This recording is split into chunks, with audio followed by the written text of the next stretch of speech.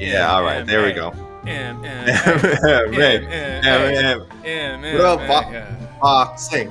Boxing. There's and one no, boxing there's match. some. MMA and one boxing match. It's really catching on. I know you guys listening. I know these great combat sports related chants are catching on with you guys. Thank you everyone for tuning in to the UFC Vegas 29 : the Korean Zombie versus Dan Ige pre-fight MMA fighting pre-fight Q&A. Yes, as you can see, I am Alex Cayley here, happy to be with you. And just as with the preview show yesterday, I am joined by the inimitable José Youngs. Find that word for our listeners. Impossible to imitate. Cannot be imitated. That's true. Inimitable. That's accurate all around. Mm-hmm. And producer extraordinaire, EKC Live. I am very mittable. I mean, you're somewhat mittable. I wouldn't say inimitable, but always you're beloved. Yeah. I think that's fair to say. Yeah. Well, guys, we were just having a little inside baseball for you. We were just having, right before we went out on the air, just having a little discussion of who would host the show. And we realized it doesn't matter. You guys host the show. You'll hear from us, and if you want, sort of our in-depth fight picks and breakdowns, you can kind of put, there's still time. You can put on the side or during the prelims. You can check out our preview show, which is on YouTube and MMAfighting.com. But right now, we want to know what you guys are pondering heading into the show. So, Casey, I think it looks like there might be some questions loaded up. I don't know, but no, just two questions. They just keep rotating. Mm-hmm. That is not a question that I see on screen. No, that's not a question because it's not my birthday. So there's no question that it is not my birthday today. Okay. But thank you, everyone. Thank you, everyone, as always, for the positive thoughts. Oh boy. Okay, we got troublemakers already. We gotta oh block my some gosh. people. We gotta block some people. Here we go. No. Jeez, what is this? Look at this. Oh my gosh. Why is this spam? The spam filter's not working. Jose, you are more than free to respond to this chicanery. It says boo Jose. Boo. I don't know who Jose is. Boo Jose Aldo? I don't think Jed Michoud, from what I've gathered, I don't think Jed Michoud likes Jose Aldo much. He can't be talking about me because this white man didn't spell my name right. Take that, white man. Take that. Oh, okay. All right. Well, so everyone go after this individual for not liking Jose Aldo because I know he definitely doesn't like Jose Aldo. Apparently, this is true. He says all the time. He says Jose Aldo is overrated. And Stipe Miocic is number one, pound for pound. Oh my God. He never. He's like, I love Stipe Miocic. He's like, give Stipe Miocic his respect. And we're like, okay, all right, we get it. He's good. Jeez, relax. You see Jed's Stipe tattoo? Like he just covers his chest. No, it's just Stipe in a fireman's outfit, and that's it. Just a hat. Oh, it's not Stipe's. It's Stipe's body on his body. Yes. He tattooed Stipe's body on his body. I haven't seen it. All right. We have non Jose Aldo questions. Okay, please. Yeah, let's get some actual questions. Jermaine King wants to know: did anyone saw Jorge's comments? George's comment? I always mess it up about Leon Edwards. Jorge. It's Jorge. Jorge. Did anyone see his comments on Leon Edwards? This is by the way, this is strictly a yes or no question. So you say yes or no, and then we move on. Jose, did you see the comments? I did. Okay, Casey, did you see them? No. No, I did see them. All right, next question. No, I'm kidding. Right. What, Jose? Okay, you saw them. What is the? I assume I'm going to do Jermaine a favor here and assume he would like us to elaborate on our thoughts on these comments. Jose, what did you think of Jorge's comments? Well, first of all, I have to give credit to our good friend Oscar Willis, who went down to Jorge's bare knuckle fighting promotions. He did make it down. I don't know if he was there for the fights, but I know I'm not sure. But he basically went down there because Jorge was going to do like a scrum because he's basically the Dana White of this promotion, and this would really be his first public comment since his loss to Kamaru. Or public comments to the press outside of his own YouTube page and Twitters and everything. So he went down there for the scrum, and I think his exact phrasing was, "It was a good fight, good performance, blah blah blah." But like he ended with, "He's not a finisher." Quote: "He's not a fighter. He was winning," and then he kind of took the foot off the gas. So he doesn't really, he basically said he's skilled, he's a good fighter, but he's not a fighter because he's not a finisher, and he just got too comfortable in there and took his foot off the gas, and he's not interested in facing people like that. Leon Edwards then responded saying, like, this guy finally wake up or something like that. Last time I saw him, he was unconscious.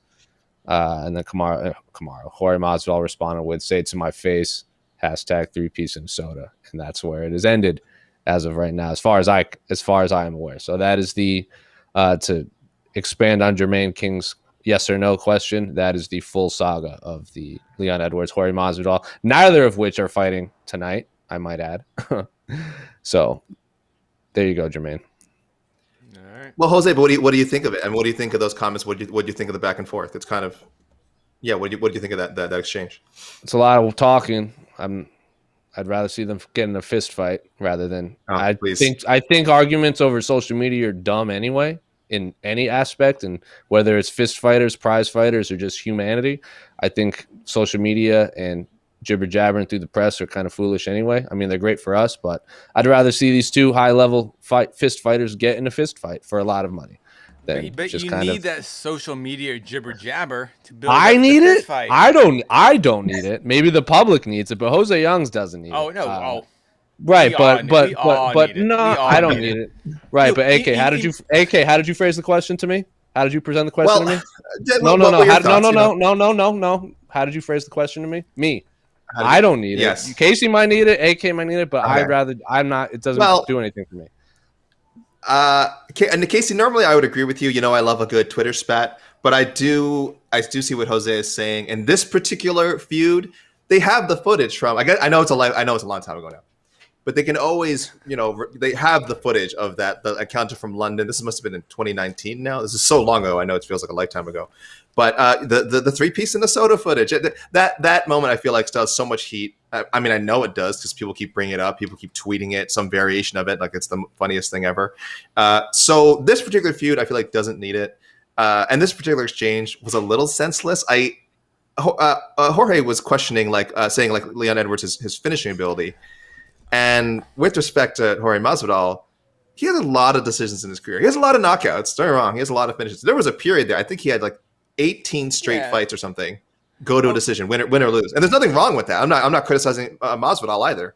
I'm just saying it's kind of a silly thing to call someone else out about. But isn't that kind of the worst angle of Masvidal? That was his angle on Usman. It was like, you win. Anyone can win fights at the highest level of mixed martial arts, but who can finish them? Pop, pop. That's a real fighter's finishers. Boo, boo.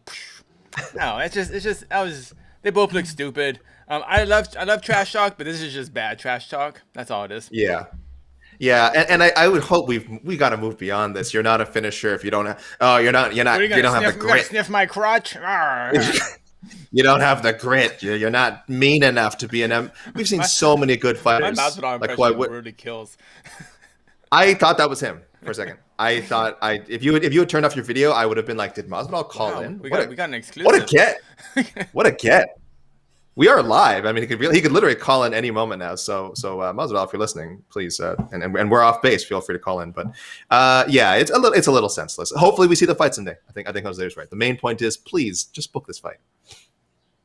All right, Casey. What else we got? Hello, ML Van Franken saying social media was a game changer and not in a good way. Yeah, society was maybe not ready for social media. Yeah. No, certain individuals in society weren't ready for social media because it can say a lot and not. I'd say the majority. I'd say the majority. I think it's a great tool, and that's a whole other discussion. But I mean, it's a brilliant tool. It's a lot of not so great people out there. All right, here we go. All right. Jamie Casey wants to know. Yes, this is probably one of the biggest storylines heading into this. Is this Oleinik's last fight in the UFC if he loses? Do we know his contract info? I remember after his last loss, there were some rumors that he had been released. Those turned out to be untrue, obviously. Do we know his contract status at all? Has he spoken about it? He mentioned something in 2020, like he had signed a new one, but I don't know for how many. From what I remember, he announced he's like, I signed 2 contracts. One was like a contract for like multiple fights, like like a normal fight, like a career contract, and the other one was like a fight contract. I think it was right before his Derek Lewis fight, but I don't know for how much or how long, I should say. Okay, but the point being, Casey. Doesn't Casey. Look, if he loses again tonight, there's 3 fights in a row. He's lost bad 2 times in a row, and somehow we still are pushing this 60 fight thing. But he was going. So he's had, this would be his 3rd opportunity to get to the 60 fight win mark. Correct. If he loses bad tonight or just loses in general, does the UFC let him go? What do you think? I think if he loses a boring fight, like if he loses a really boring fight, probably. So it's gonna be he would. I think it would be the end of his career, depending in one of 2 ways. If he has a very boring fight, like if he loses the way he Verdum lost to him, where he just kind of looked flat for 15 minutes and loses kind of a lackluster decision, I would assume so. Or if he goes out there and loses like he lost to Dawkins and Derek Lewis, I would assume so. But if he goes out there and puts on a very highly competitive fight, like a back and forth fight, which I can't really remember too many fights of his that are like barn burner back and forth wars, I bet they may give him one more chance and then we can have that other conversation. But we've seen fighters like Junior Dos Santos and Alistair Overeem get cut, and they are very high level heavyweights. But again, I don't know how much Oleinik makes per fight. I don't know if he's a very expensive heavyweight. I mean, yeah, Verdum, Dos Santos, Overeem, they weren't released because they sucked. It was just money. But no one said they released because they sucked. That's why I followed up with I don't know how much Oleinik makes. Yeah, I bet I wouldn't think Oleinik's on that kind of pay scale, but I hope he is. I don't know. He deserves it. I have no idea. Like I said, especially if he signed a new contract, then we really don't know. The last disclosed payday. He lost. It doesn't matter. He can sign a 2,000 fight contract, but if he loses, the last disclosed payday I found for him was $160,000. This was when he won a split decision over Verdum, so I assume that's 80 plus 80. But again, this could have been before a new contract, so it could be a little. So if he did sign a new contract after that fight, it would be obviously a little bit higher than that. So, he's at least in close to the sort of $100,000 range. That's a lot of money for a non-contending heavyweight. He is the oldest active heavyweight in the UFC roster. I think almost for sure, unless Jose said, sorry, well, the one scenario, fight of the night, back and forth, fight of the night, top 5 fight of the year candidate. Sure. If that happens, you keep him around. I think any other loss, I think any other loss, I think they're going to let him go. He's going to win number 60, pro MMA win number 60 will take place outside of the UFC. Casey, you're shaking your head. You're shaking your head. Let's not forget, even if he gets cut, he can still get 6-0. It just won't be in the UFC. It doesn't and thus will not count. Exactly. Yeah, and thus really doesn't count as. Yeah. Like I said, we're being generous. We're being generous counting the 50, like the 50 non-UFC wins he has. I think, I don't even know why we're however 50. Oh, sorry, not 50. It's like 40 something. Again, why am I even mentioning them? They're not in the UFC. Your occasions have 8 sides. I don't see it. No. Obviously, wherever he gets this 60th win, should he even decide to go for it? Who knows? Like I said, we say it's his last fight, could be released. Who knows how much longer he wants to compete? He's been fighting in combat sports for a long time. That big round number is cool to us as fans, and media might not mean that much to him. He has a family, might decide, okay, this is my sign. I hang him up. But it would be cool if he did go get that 60. But I think we all seem to be in agreement. This could be his last ride tonight with a loss, eh? Okay. Bummer. Sorry, guys. Bummer. I know. There we go. Thank you. Hi, Jessica Crystal Crew. Hello. I wasn't the Prince of Positivity there, so I apologize. Hugs to Casey. Hugs. Cyber hug. Oh, I can't. All right. Just pretend my hands. Yeah. So if you saw my Twitter, I put out some personal news, and thank you for everyone for being so kind, and everyone was being very nice and on the internet. So social media is not a horrible thing, guys. I got a lot of very, very nice messages and a lot of nice DMs and good conversations with people. So it's that's all. Thank you, Jessica, and everyone. Yes, sorry, Casey. Hopefully everything is all right.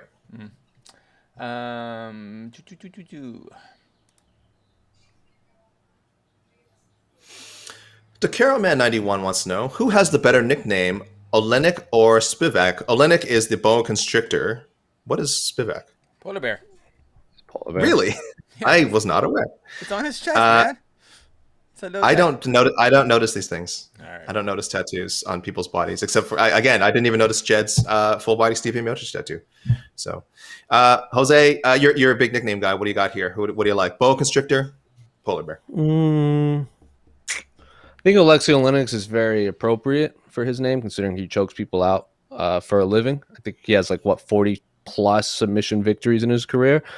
Yeah, so I would just, based off of that, polar bears are terrifying creatures of nature. So that's all. Spivak has that going for him as well. But I'm gonna have to go with Oleinik because I am pretty sure Spivak has chain link fence behind the polar bear. And that is points off for me as a tattoo aficionado. So I'm going with Alexei Oleinik. Okay, Casey, what do you got? I'm doing a little research here. Casey, what do you got? I'm going polar bear. Okay. Polar bear. I like it. Why the edge over boa constrictor? Because I mean, if you look at Sergey Spivak, I mean, he clearly is a shaved polar bear. If you shave a polar bear, that's what they look like underneath. They look like. And polar bears have tattoos of polar bears on them too, with a fence behind it. Mm-hmm. Yeah, and that's a polar bear escaping a cage. It's free. Oh, I am now. Correct me if correct me if I'm wrong. But Sergey Spivak is a very white man, and I am almost 100% sure when you shave a polar bear, they are black. So I would have pushed back on Sergey Spivak being a shaved polar bear. Is that true? I am almost 100% positive on that. After the fights are done, let's jump in the car, drive to Antarctica. I'll bring some clippers. We'll shave a polar bear. Casey, we have Google. Casey, you like the internet. You should tweet it out, and then people can tweet shaved polar bear photos at you. Casey, you have Google. If you want to throw up a picture of shaved bears, by the way, in general, are not. If you want to throw up a shaved polar bear, I'm looking at it now. Jose's kind of right. Yeah, they have dark. Oh my gosh. Okay. Anyway, all right. We're not gonna JRE this, I guess, and throw the Jamie. Could you get the picture of the polar bear? Jamie. Look at that elk. Wow. Is that what that looks like? Wow. Oh, sorry, guys. Yes, Alexei Oleinik. Okay. I like Alexei Oleinik better as well. Just because I don't always like it when names are kind of. I feel like because Spivak is I guess he grew up in the Ukraine. I think he's Ukrainian. I know Moldovan Ukrainian, but I think he grew up in the Ukraine. I don't know. I assume it's a geographical thing. There are polar bears in the Ukraine, not in Moldova. And I just think it's a little easy. I think boa constrictor is a lot more specific to Oleinik's skills. And I wonder if it sounds like it has a cooler word in Russian. I wonder if he's called boa constrictor in Russian or something else. But yeah, so I think so we have two for boa constrictor. But Casey going with the uncaged polar bear. All right. Of the Ukraine. The polar bear is the one building the cage. He's just posing in front of his work. Oh, that's a very talented polar bear. Jeremiah K says, "I didn't watch it. Did Krazy Horse win? Who wants to field this one? I mean, I know the answer, but yeah, Casey, please."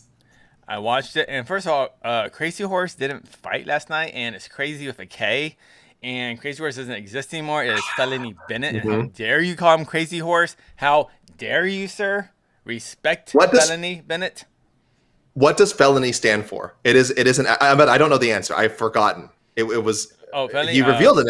Felony. Can we say it? Is it family friendly? Fun. Can we say it on? Energetic, loving, omnivore, nice.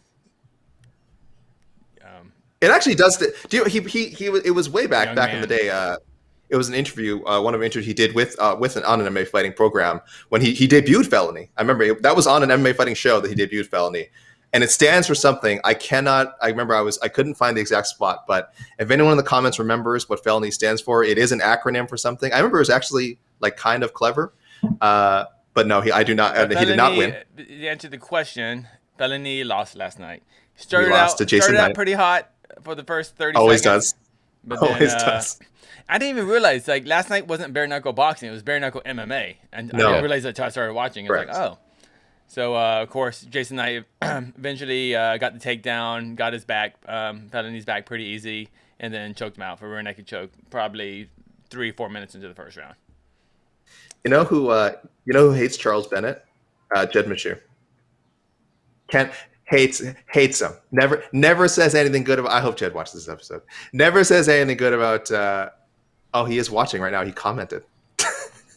Oh no, he's watching. Anyway, yeah. Generally, guys, if your question is, has Charles Bennett won a fight? The answer is usually no. He has not won any sort of combat sports contest since September 2016. So he's on the Ryzen fight. Yes, Ryzen. Dude, yes, and that fight was freaking awesome. Well, for as long as it lasted, and he had the amazing celebration after, and the incredible post-fight speech / celebration / craziness with a K. You guys can definitely find that on YouTube, I'm pretty sure. So that was Minoru Kimura and Charles Bennett. The last time Charles Bennett won a fight. Otherwise, he's lost 11. He's lost 12 straight MMA contests, plus some bare knuckle boxing in there. And Lord knows what else. You don't watch Krazy Horse for the victories. No. You watch him for the spectacle. No, he's a legend. Come on, man. Who watches it? He is a legend. Following winners is easy. He wins all the time.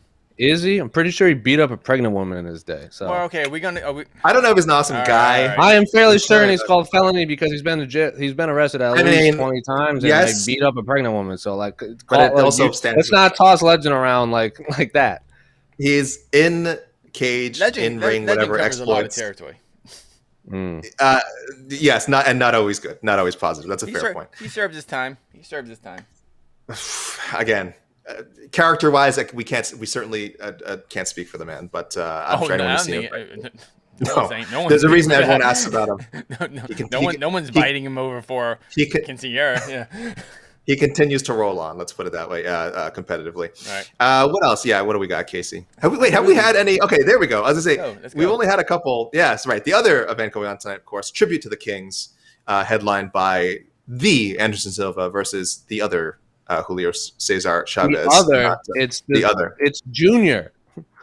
Yes, the other. I would like to think when we say Julio Cesar Chavez, people think senior.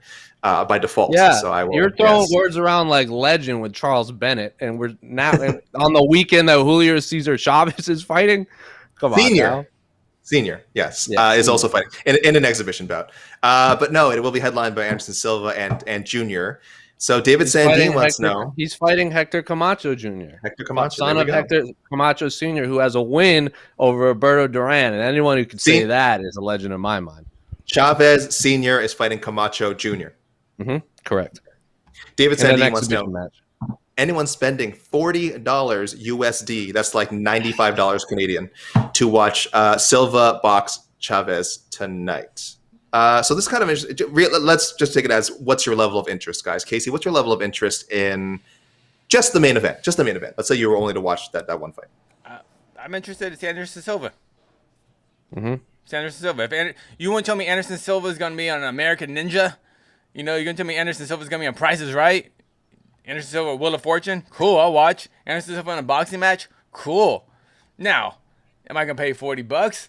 It just depends how much money you got in the bank account. It's $40, if all I have is $40, or, am I rolling like, for Fertitta? Yeah, I'll pay $40. But, if you can afford it, pay $40, watch the fight. That's all. Of course I'm interested. So you're not telling people they should have saved up their money over the last couple of weeks for this. Pull your kids out of college. Pay for the Silva Chavez. No, do not pull your children out of college. Jose, what do you think? What's your advice to people on the fence? People are on the fence. What do you think? What I've seen on social media, a lot of people got refunds from the Showtime debacle for Mayweather, Logan Paul. Just use that money that you got back to buy Anderson Silva versus Julio Cesar Chavez Jr. Because guess what? You also get to watch Julio Cesar Chavez Sr. And anytime Chavez Sr. fights, I'm gonna watch. Like, he had his last boxing match, I think it was like 2005 or something like that. The dude has 100 and something wins in his career, and he's down to fight anyone. There are very few moments in my life that I've been starstruck. And one time I got on an elevator with him after the Conor McGregor Floyd Mayweather thing, and I was like, oh my god, I'm about 3 feet away from Julio Cesar Chavez Sr. Yeah, I'm gonna watch him box, and as Casey said, I'll watch Anderson Silva do anything. I'll pay $40 to watch Anderson Silva make a bowl of pudding, and I'm going to be thoroughly entertained by it. So, yes, I'm going to watch. Do I think Anderson Silva is going to win? No. Do I think Julio Cesar Chavez Jr. is an elite boxer? He's very good. I wouldn't call him elite in the year of our Lord 2021. But, yes, I'm going to watch it 100%. Yeah, so that's a 10 out of 10 interest from both guys. I'm 10 out of 10 interested in both main events. Sure. And you're also saying like look that the Mayweather Paul fight cost $50, I think. So if you do what Jose suggested, you're still coming out $10 ahead. So you know what? Go down to the store, ask for the Jed Meshew special, which is a Diet Coke and a roll of Rolos, and then use the other $40 for Chavez Jr. versus Anderson Silva. Good. Not exactly an air horn. Also, it's in Guadalajara, and Guadalajara is my favorite city in Mexico. So, and that crowd is going to be raucous. So, I'm very, very also Guadalajara. Excited. Yeah, it's in Guadalajara, and that city rules. If you that's where I know Team Lobo. That's where Lexi Grasso and Rene Aldana train. The last time I was in Guadalajara, I saw the original Místico do lucha libre things, and I have never seen. And I've seen Bandito, I've seen Ray Phoenix, I've seen all these guys, Dragon Lee. No one touches the original Místico in his prime, and it was outside. The open workouts were also outside in like a town square, and it looked awesome. All right, Guadalajara. There you go. So we have. I forgot we have more tonight too. We have Charlo. Charlo's boxing on Showtime. Yeah, I was gonna throw that out. Charlo rules. I think he's Charlo's a very underappreciated boxer. I think he could be a mega. He could be a megastar. Which Charlo? I'm a noob. The good one. People know I'm a noob. Jamal Charlo. Yeah. They both okay. Esther Lynn will be shooting ringside for Showtime. Oh, there we go. You can spy out Esther Lynn, take a shot when you see her. Yeah. That's the big appeal here. Scott Yonkers. Yeah, that's right. That was from Scott Yonkers reminding us. Charlo, Silva, UFC. And that's right. Game 7, Brooklyn Nets and the Milwaukee Bucks. That's going to be a hell of a thing to watch too. So we got a night ahead of us. Jed Meshew just wants. Someone was asking what's the deal with Rolos, and here is Jed Meshew defending, saying the Rolos are fire, and he's a rock tab. No, can we get in a lightning round? Jed's trying to be contrarian per usual. He's very basic and likes Diet Cokes and Rolos solely, nothing else. Yes, Hardeep Singh, those Rolos. So, do we have any other questions, Casey? Again, more about Rolos? Really about anything. We can probably go a little bit over again. We know how these cards have been. It'll be 3 hours, 6 prelims. So I don't know if they'll do like the insane pacing of the past weekend ahead of 263. And there might be a little bit of time before they start. They didn't really have that option last week. Okay, you said lightning round, so stop talking. Okay, it's lightning it up. I stop when I see a question. All right. Scott McCray wants to know who you got. Chaos Williams or Semi the Jedi Matthew Semelsberger. Casey, what are your thoughts on this one? I know people are kind of down on Mr. Chaos Williams because he lost a competitive fight to Michel Pereira. So I'm still on the Chaos Williams bandwagon. I just don't know very much about his opponent, to be honest. So I'm going Chaos out of ignorance. Jose? Unlike Casey, I was never on the Chaos Williams hype train. I just think he got two very matchups that were good for him. A guy that didn't have any time to prepare and know nothing about him, and then a guy that likes to rush forward, and then he lost to a guy that doesn't like to rush forward. So Semelsberger's fine. I think he's is he a contender series guy? I don't remember. I know he has I don't know if he won the contract. His last fight, his last win was a counter. From what I remember, I think it was like a 30-second knockout. No, so if he's not going to rush forward, counter right, 15 seconds into the first round. Sure. Yes, that's right. So against Witt, if I remember correctly. Yeah, Jason Witt. I don't remember what card it was. Oh, I remember the Vanilla Grille. I remember that one. Yeah, he just kind of came in all Jason Witt. Yeah. So if Chaos Williams, if Mr. Semelsberger doesn't blitz forward, I favor him. If he does, then it's all Chaos Williams fights lose. My mistake. Semelsberger is not a contender series guy, but I got Chaos Williams by first round knockout. I don't. And if you guys know my predictions, bet the opposite. Okay, Casey, let's get we can get a couple more. I think we got more. We'll fly through them. Boom, boom, boom. Oh, geez, Louise, Takaro Man 9. Oh, well, I'll go to Jose right away with these. I got to look this up because my memory's trash. Jose, top 3 from Takaro Man 91. Top 3 Korean zombie. Well, number 1 is the Dustin Poirier fight, but that is my all-time favorite fight in the history of mixed martial arts. I had a fan DM me once. He's like, I'm going to get high tonight. Which fight should I watch? And the answer is always Korean Zombie versus Dustin Poirier. Number 2, I would probably say one of the 2 Leonard Garcia fights. It depends on if you want to just see a fight that is just bananas or a crazy submission at the end, the twister. And then number 3, I think it could go either way. The Yair Rodriguez fight was bananas. because of the ending. But the Jose Aldo fight was bananas because he tried to push his arm back in mid-fight. Or the Mark Hominick fight was like 7 seconds in Mark Hominick's hometown after he walked out to "I'm coming home," which I think was the first fight after his head coach passed away too. So there was just a lot of emotions in that fight. So it's one of those three for number 3. But number 1, Poirier, Zombie. Number 2, I would probably say one of the 2 Leonard Garcias, depending on what you're in the mood for. And the number 3, just throw a dart at a wall and watch any of his fights. Yeah, I probably some of those fights in some order for me. Though for me, I'm clearly going the first Garcia fight, and I think that's at the top of my list. I love that from WEC 48. God, that was a long time ago. So great fight that he should have won. I think pretty clearly should have won. But I agree. Casey, I assume your list is similar, unless you have some sick off the page Sengoku fight that we don't know about. You know what's wild? Korean Zombie, for as much as we talk about him, has only fought in the UFC 9 times. Mm-hmm. Yeah, a lot of because of injuries, and, military service. Injuries in military. Yeah, it's wild. I was kind of surprised. I thought we were around the 15 range. Trick question. Every fight rules. There's literally not one bad Korean Zombie fight to choose from. It's amazing. Actually, I'm looking at all, even his losses. But that Mark Hominick fight, I said, was the last time he wasn't the main event. Yeah, and UFC learned. They go, oh, we messed up. We messed up. We put this Georgia's Saint Dash Pereira guy in the main event. That was a mistake. So that wasn't the main event. That wasn't the main event. That wasn't the main event. That was John Jones, Lyoto Machida. Oh, bigger mistake. And then the co-main event, Frank Mir snapped Big Nog's arm. Oh, this wasn't the Jake Shields. Oh, this was in Canada, right? I was thinking what Casey was thinking. It was Toronto. Yes. And then Little Nog, and then the Little Nog kneed Tito Ortiz's ribs to oblivion. I don't remember the fight after that. And then I believe Korean Zombie and Mark Hominick opened up the main card. Wow, I remember this. Yeah, that was a nasty card. I mentioned one card, and Jose has to mention the first 6 fights before and after it. I like it. It happened. Let's get another one in. Let's get another. I think maybe one more. I don't know. This will be the last. I haven't checked the status of the show. Prince Vegeta-san, who do you think will get a knockout on today's card? Ooh, okay. If you had to pick one, Davy Grant or Korean Zombie. Davy Grant, who I have begun calling the British Justin Gaethje, with his newfound. He had 1 knockout in his career before his previous 2 fights. Now he's got back-to-back like highlight reel KOs. He was supposed to be a grappling guy. So Korean Zombie, we know his reputation, of course. Casey, I'll go to you first. Who's getting the KO here? Grant over Marlon Vera or Korean Zombie over Dan Ige?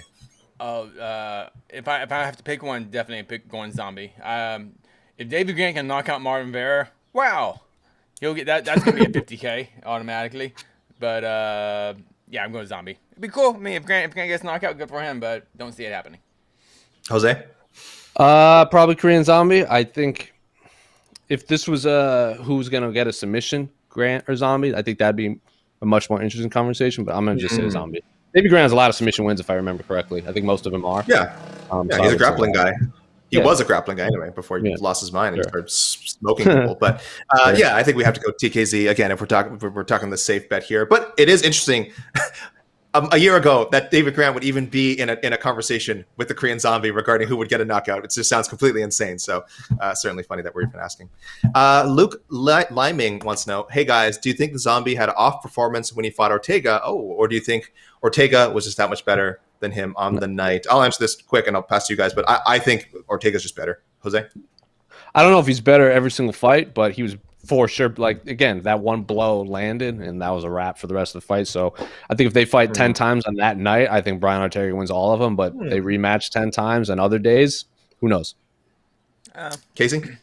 I tend to go with Jose said. It wasn't an off night. Brian Ortega just had a better night, and like I said, this is when 2 top-tier A-level fighters face each other. Just because one guy wins that night doesn't mean Ortega win every time. I think Ortega's overall a better fighter when at the best. So like I would pick Ortega, 7 out of 10 times, But that's all. I think Zombie's great. Maybe Zombie maybe he'll improve from that loss. We'll see tonight. Well, that was also Brian's first fight with like his new team, because remember he said he kind of made a life changes after his loss to Holloway. So maybe that Brian Ortega against Zombie is the best featherweight in the world, and no one is better than him. And I think that his fight against Volkanovski is going to be very telling. I think ever since Ortega, started doing those, became tied to that song, that famous song, which we all know as the Modelo theme. You know what's hilarious? That commercial of him training with his team and everything. He's not with any of those coaches anymore. Did he leave the whole surf jiu-jitsu thing? Black belt jiu-jitsu? No, he's still with the Gracies, but I think he's with a lot of other like striking coaches now. Oh wow, he left I thought that boxing guy was his. As far as I know, he's training with Tiki Gozan a lot now. So yeah, I don't know if he's with Ed Soros anymore. I think Tiki's also his manager. Yeah, Tiki's with him on Ultimate Fighter right now, or I should say right now when they filmed it. All right, okay, so we got to go cap her off. Yeah, I really got that. Hi guys, do you guys feel this whole card is falling way under the radar? Yeah, of course it is, Jose. As it should, I think. I feel like this is the question we get every single fight night. Like it's a matter of, I don't know. That's an opinionated question. I don't think so because we work in an MMA site, so it's not under our radar, but it's subjective, as in anything in life. No, I don't think it's under the radar as a card as a whole. There's individual fights that are falling under the radar, but as a card, top to bottom, 6 hours of fights. No, it's just there's a lot of fluff in there, but the fight. The fight that should be in the main card at least should be Jandiroba versus Murata, which we didn't get one question about because that fight is going to freaking rule. Tell him. Sucks. But not talking about that fight, and god dang it, UFC. Don't say it's gonna rule because then it won't rule. It won't. No, it won't rule. It will be exceptionally high level grappling, or guaranteed. It'll be a slugfest. They're high level grapplers, so it won't suck. It may bore you because I want to stand and bang. I want to see some Charles Felony Bennett type violence in the cage, not outside the cage. That is we're getting the KC guarantee, but we are starting off with a flyweight fight with Casey O'Neill and Laura Procopio. So that's coming on soon. I don't know if they're in the cage yet. Who fights after that? Fights after that? AK? I have to look it up. Oh my gosh, why are you Joaquin Silva and Richard Glenn? Yeah, Ricky. Joaquin Silva and Richard the adult Glenn. Respect his name. Respect the man's name. He is. Candy it would certainly help him. Ricky Glenn versus Joaquim Neto BJJ Silva. But thank you, everyone. There's the music. That means we are out of time here. Again, we don't forget UFC Vegas 29 happening right now. You can go to our results page. If you guys don't have ESPN Plus, we always have buttons on there. You can order that ESPN Plus, order it through our page. Same with the fight tonight, the tribute to the Kings. We have Fight TV links which are available. We have multiple posts about that event. Order through our site. The corporate overlords demand it. So thank you guys for joining us. But yeah, whatever you're watching tonight, UFC, boxing, other boxing, the basketball, the sports.